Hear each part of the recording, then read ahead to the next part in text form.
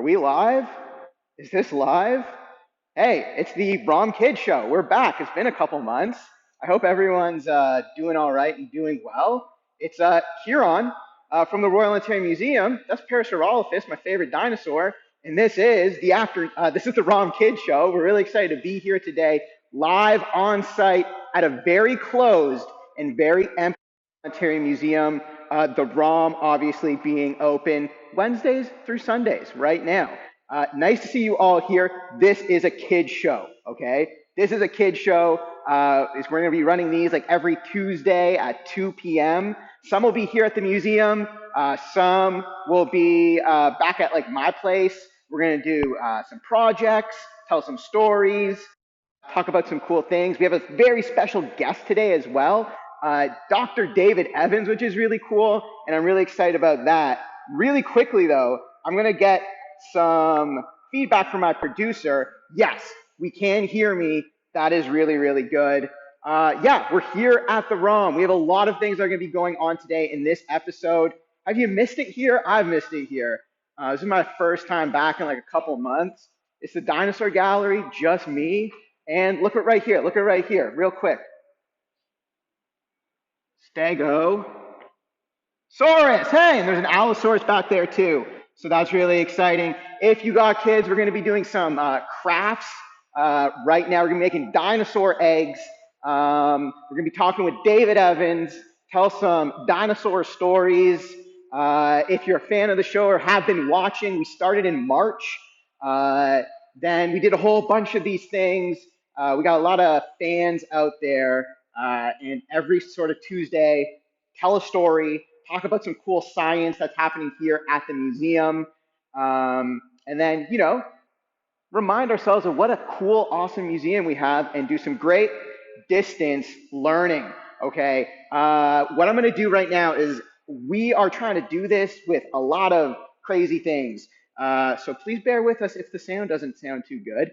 Hello, all of those folks out there. Very excited to see you here, and I hope some of my friends who've been with us will hang out with us too. What I'm going to do right now is I'm going to put down this tripod so that we can move on to the next part of our show. If I can remember, oh, I have to flip it like this. Hopefully that works. And then flippy again. And then I need to flip it the other way. Hi, everyone. Let's flip this. Hey, that's my art space. This is what we're doing. Again, we have some cool people here with us today over Zoom. We got David Evans. We also have a theme song. Some of you might remember it. Let's get to it, and then let's talk about the fizzing dinosaur eggs we're going to make today. Welcome to the ROMKids Show with me. Let's do some crafts and tell some stories. Let's talk about science, art, and history. Welcome to the ROMKids Show, starring you and me. That's the theme song portion of the show. Just going to put this right back over here. Today, we are obviously here at the Royal Ontario Museum in Toronto. I know we have some friends in Brazil tuning in today, so that's really exciting. To our friends in Sweden, hello, hello. To our friends in Vienna, nice to see you. We're hanging out today. I'm going to log in over here so I can actually see what's going on.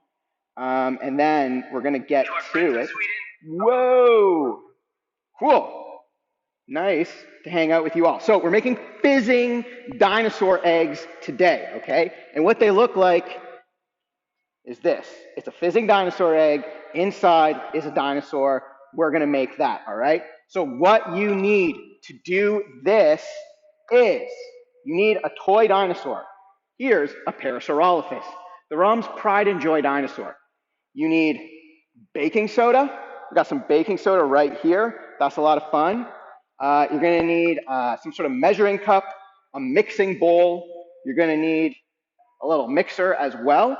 Then you're going to need some food coloring. You don't even really require the food coloring, but it's something that you can have. It's fun and sort of adds to this whole thing. Yeah, look at those cool dinosaurs. Some sort of vinegar mix for after, okay, because that will react with the baking soda and create that fizzingness that will look so good. Okay, so if you already have all this stuff ready, please grab it all and sit down with it at your art table. My art table is here in the gallery. I love the ROM in Toronto too. That's a lot of fun. Remember, this will also be located on the ROM website as well on the following Wednesday, so tomorrow. So you can tune in live, you can tune in later on. All of it's a lot of fun. So what we need first, and I'm looking at my little notes right here of what we need to make our fizzing dinosaur egg, is I got my bowl and I got my mixing cup, is I'm going to, I need 3 cups of baking soda. Okay, so this is roughly a cup right here. So you just pour in your baking soda. This is gonna make about 3 to 4 eggs, okay? Hey, nice to see you back at your happy place. This is my happy place. Nice to see you too on the internet. I'm just putting in 3 cups of baking soda right here. Right back in. You can sort of scale it up and down based on how many eggs you want to make. I think this is a really fun activity, so I'm making quite a bit. There we go. I now have 3 cups of baking soda right in here, okay? My next thing that I need to do, and I'm looking at my notes, is I need half a cup of water. This is your mix for your dinosaur egg, okay? So half a cup of water. Whoa. That looks like a little bit more than half a cup. If so, I'm just going to put in more baking soda. And then what I'm going to do is I'm going to get some of this blue food coloring that I have right here from our art studio downstairs. This is only like my 3rd time back in the building in 6 months. And so it's just been kind of cool trying to find all my stuff again. Like, where did I leave it? Oh, Isaac's here. Isaac and Sarah, Jack and Max. Whoa. Hey guys, those are our camp kids. This would have been our 2nd last week of camp if camp was on. So then what you're gonna do is you're gonna mix all of your water, your baking soda, and your food coloring together, okay? And it's gonna feel kind of clumpy, and that's okay. If it's too wet, add in more baking soda. If it's not like clumping together, then put in more water to mix it up. And so with all that said, we have a very special guest today. So mix that up. While we're mixing that up, let's see if my friend is here. I'm hoping. Hey, is that David Evans? Hi, Kieran. Hey, man. I'm good. Guys, this is Dr. David Evans. We are in his dinosaur gallery right now. This is so exciting. You're actually in your office here at the museum. We're actually like in the same vicinity, but we're doing this over Zoom because physical distancing is still a must, and we want to make sure we're keeping everyone safe. And I'm so excited you're here, dude. How's it going? Oh, it's going good. It's nice to be back in the museum. Like you, I've only been in a couple times over the last 4 or 5 months, and it feels good to see the dinosaurs again. Is this the longest you've been away from seeing your dinosaurs? Definitely. Yeah, by far. I miss them. Well, we're really excited to have you here today. David and his team, incredible paleontologists here at the museum, and colleagues all around the world have just put out a really cool paper that we're going to talk about. We're going to talk about dinosaur eggs. If you have dinosaur questions, please, please, please throw them into the group chat right there, and we'll try and get them. And if I miss them, maybe our producer, Courtney from home, could send me a text with those questions. That would be really cool. Whoa, we even got dinosaur eggs right there. Okay, so very quickly, while you're showing those dinosaur eggs, right before we get to our questions, this is what my mix is starting to look like, okay? This is my mix right here. I'm seeing that it needs a little bit more water to mix, but right before we dive into our questions, I just want to make sure that we have all of our steps so that while we're listening and learning and chatting with our friend, David Evans from his lab, we can do our eggs. So now I've gotten my concoction right here into the kind of paste that I want it to do. It's still clumpy, but like I can clump it together. So what I'm going to do is, David, yours and I's, I think one of our favorite dinosaurs is Parasaurolophus. Yes. So we're gonna make a Parasaurolophus egg today. And so what I'm doing is I'm just taking my tiny toy dinosaur. I'm taking my egg solution right here that you can see. I'm just gonna put my dinosaur into it, and then I'm gonna combine it together, okay? and make my egg, sort of like that. So I'm just going to keep working on that. But David, let's start it off with you, bud. You had a dinosaur egg right there. We're making dinosaur eggs. Can you tell us a little bit about that? Well, this is some of the oldest dinosaur eggs known anywhere in the world. And it's a fun project that I got to work on when I was a student, actually. They're from South Africa. They're about 200 million years old. And these dinosaur eggs here, you can see them about the size of sort of a big chicken egg, extra, extra large. Inside of them, there was little baby dinosaurs that hadn't hatched yet. Whoa! Baby dinosaurs right there, just kind of like what we're doing. Yeah, there's the spine right there, and then there's his hind leg curled right around. So this is like a little dinosaur in the half shell. And I got to go back to this site in about 2005. This was found by the side of a road from Roadworks, and I got to find another 13 nests of eggs. 13 nests, that's a ton. Of the long-necked sauropod dinosaurs. That's probably my best discovery. Whoa, and you made a lot of them, so that's saying a lot. So this is the Massospondylus, right? That's right, this is Massospondylus, a bit of a tongue-twisting name. The dinosaur itself, when they hatched, you could probably hold it in your hands, probably about the size of a kitten, but they grew up to be over 20 feet long. And in fact, this egg would fit inside the eye socket of the adult dinosaur. So they had a lot of growing to do once they hatched. That's wild. I guess one of our questions is, where, I mean, you have a daughter, you take care of her with your family and everything like that. I grew up with my mom. With Massospondylus and these dinosaur babies, did their parents look after them, or like, do we know? How did that work? We don't really know, but there is some tantalizing evidence from the site, which is kind of neat. What we do know about their behavior is that at the site, the nest that we found, there was a whole bunch of nests in a single layer that were about as far apart as the length of an adult Massospondylus, and then there was at least 3 layers within a very short period of time, and it was looking like modern birds that these dinosaurs nested in colonies to protect the nests, and that they would come to the same nesting ground year after year after year to lay their eggs. And then when we looked in between the layers of eggs, we actually found tiny little footprints, about the size of your pinky fingernail, of baby dinosaurs that ran around the nesting grounds. And they were actually about twice as big as the embryo's feet. And so we think that this is evidence that these dinosaurs hung around the nesting site and maybe were even taken care of by doting parents. That's awesome. So very quickly now, if you finished your dinosaur egg, I finished mine. Mine in the end turned out to be a little bit too wet. That's okay. Once you're done with your eggs, you're going to want to put it into the freezer for like even 30 minutes, an hour, just so it hardens, okay? So once you're done all your eggs, put them into the freezer, and then something you could do now if you wanted is you can make a little nest. So think about the stuff that you have at home, the materials you have there, what kind of fun stuff would be used for a nest, which I guess is a good question for David. What did dinosaurs make their nests out of? Well, we actually have some evidence of this in long-necked sauropod dinosaurs and in the meat-eating or theropod dinosaurs as well.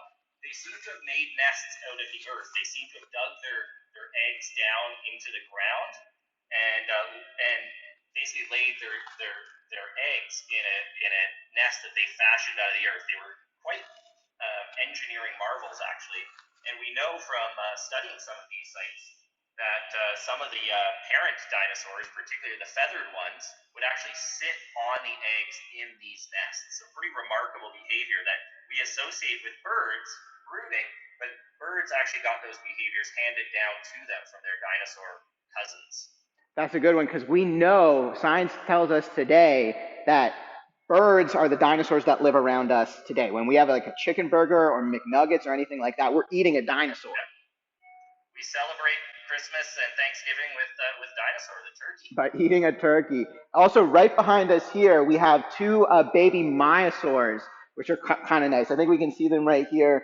They're really quite beautiful creatures, and they grow up into such large, giant animals, which is really quite awesome. Now, David, you had a lot of media recently for a really cool study. And why it's so interesting, I think, is that it's where paleontology and medicine sort of meet. Can you tell us a little bit about what your research was? Well, last week we released research on this bone. This, believe it or not, is a shin bone of a horned dinosaur called Centrosaurus. It's a cousin of the famous Triceratops. This is the top end here, and this is the bottom end. And normally these bones are like very straight and smooth, but this one had this big, massive, gnarly, what turned out to be a tumor on one end. And this is the first positively confirmed case of cancer in a dinosaur, so it's very exciting. That's so interesting. I think when we think of cancer, that's something that my grandpa had, that's something that my mom had as well. But it's not something that just happens with people. Cancer happens in animals, and it also happened in animals tens of millions of years ago. Yeah, this study proves that dinosaurs could get some of these really horrible diseases like cancer. And this is an example from over 75 million years ago. Wow, that's really cool. And we have like some of those relatives right here. Yeah, Brought out some of my dino toys from down in the studio. That's really, really cool. Triceratops back here. Oh, so much cool stuff. Going back to baby dinosaurs really quickly. Yeah. Um, David, did all dinosaurs have like the same amount of eggs? How many did they lay? Julie Murphin wants to know. Ooh, there's a little bit of variation, but typically dinosaurs would lay around 30 to 40 eggs generally. So the Macistondylus nest that I discovered had about 36 eggs in them. The duck-billed dinosaurs and the oviraptors are similar. Uh, but the eggs were different shapes and different sizes. And so if you were looking at a Maiasaura egg, for instance, it would be small, like about the size of kind of a grapefruit. But if you were looking at Parasaurolophus, which is a close relative of Hypacrosaurus eggs, the eggs would have been quite a bit bigger, maybe close to the size of a volleyball. So there was some variation. And the eggs of sauropods, the long-necked dinosaurs, and the duckbills are nice and round. But as you get closer to birds, the meat-eating dinosaurs, the theropods, they actually have oblong eggs like a chicken. Huh. I guess there is like a lot of variety in the eggs that we see today with birds and reptiles, so there would still be a lot of variety with the dinosaurs too. Going back to, because I'm just going through the chatter in the group chat, with your latest study, what does, because it's about dinosaurs and cancer, does that tell us anything about how we're dealing or can deal with, or what can we learn about cancer that we can apply today? Well, one of the interesting things that tell us how old these cancers were. And in the case of this particular cancer, this is a bone cancer called osteosarcoma, um, it shows a lot of properties that are very similar to what we see in humans today. So this type of bone cancer is cancer of the bone forming cells, and it's actually typically found in humans that are between 10 and 20 years of age. And what's happening between 10 and 20 years of age, Kieran? Oh, we're going through puberty and we're growing up. We're growing super fast. And the bones in our skeleton that are doing the most growing are the biggest ones, and those are the ones in our legs. And Hmm. where we see this cancer typically manifesting in humans is in the long bones around the knee. And that's exactly where we see it in this dinosaur. This is the knee right here of one of the shin bones. And this dinosaur wasn't an old aged individual, it was a young sub-adult that probably got this cancer when it was growing very rapidly. So it teaches us quite a bit about the antiquity of this particular type of cancer. That's fascinating. That's really cool. It's a really awesome paper.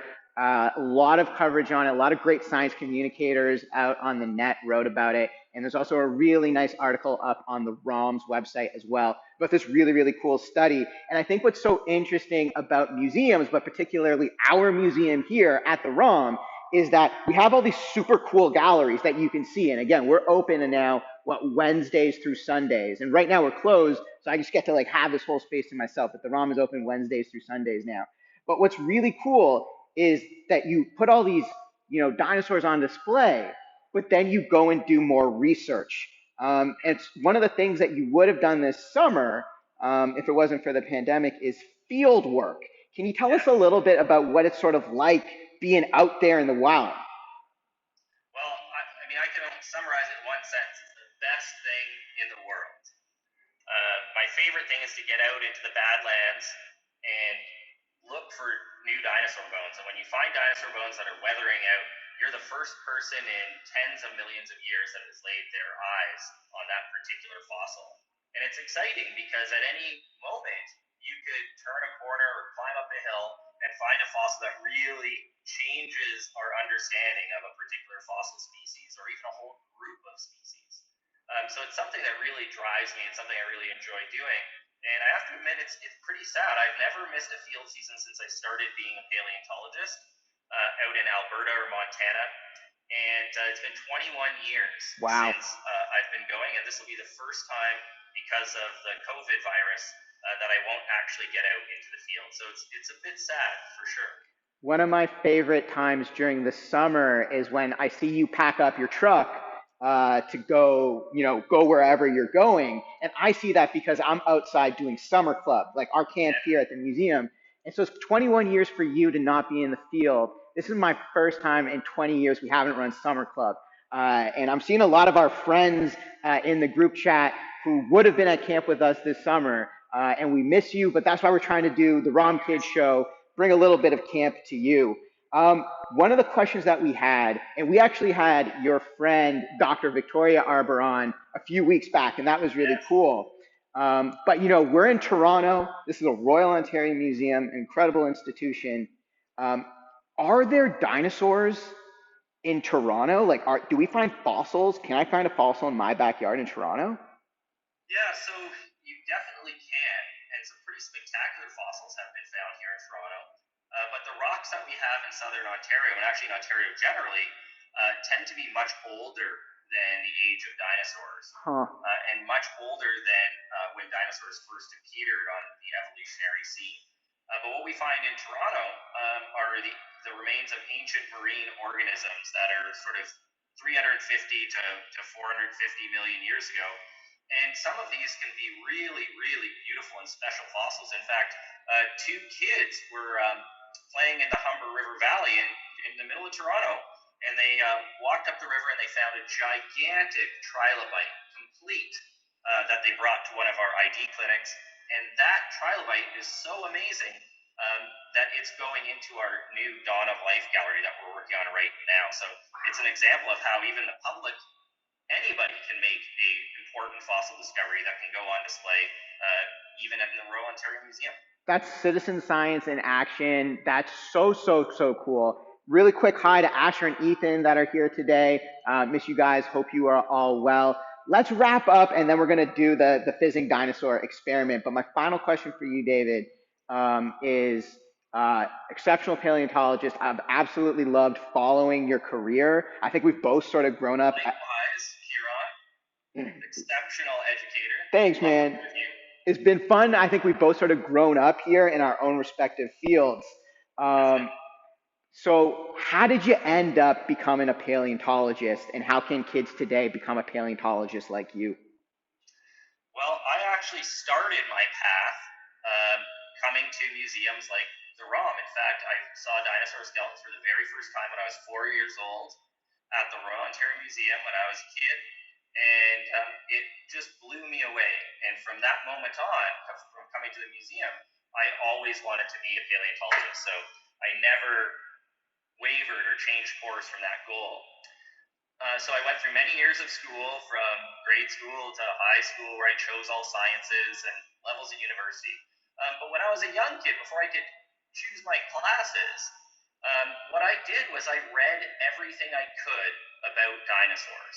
So I went to the local library back before there was the internet, and I took out all the books on dinosaurs and I read them all. Then I would go to the next branch and I would take all the books on dinosaurs, and I'd save up all my money and buy as many books as I could.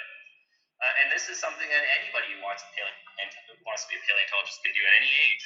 But there's some great books written for kids by real life paleontologists that are really a great way to start your career. So I would say read until you get to the point in school where you can choose to go into the sciences, and then you're off to the races.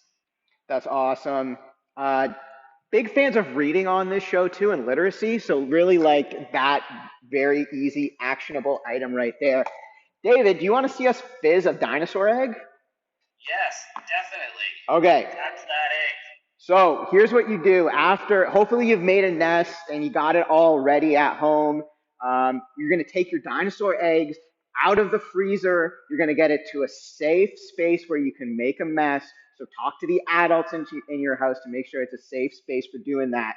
Then you're going to take your vinegar, okay? And we have vinegar and a little bit of water right in here. Normally we use this to clean, but today we're going to use it to fizz a dinosaur. Now, here it's like pretty hard and frozen. And what you do is you just start to shoot. And I'll make sure I'll clean up the gallery, dude. I'll leave no egg on the floor when I'm done. Yeah, just don't get anything on the fossils. None on the real fossils. But what you do is you can see how it starts to fizz, right? And so that's the vinegar reacting with the baking soda.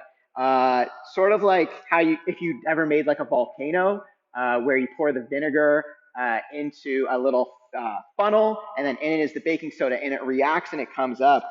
And so if you keep going, and I just broke mine open right there. If you keep going, you can expose the dinosaur egg. And so you can sort of see, you can expose the dinosaur that's on the inside. So that's how you do it at home. Be fun with it. Put it in a cool place where you can really get messy.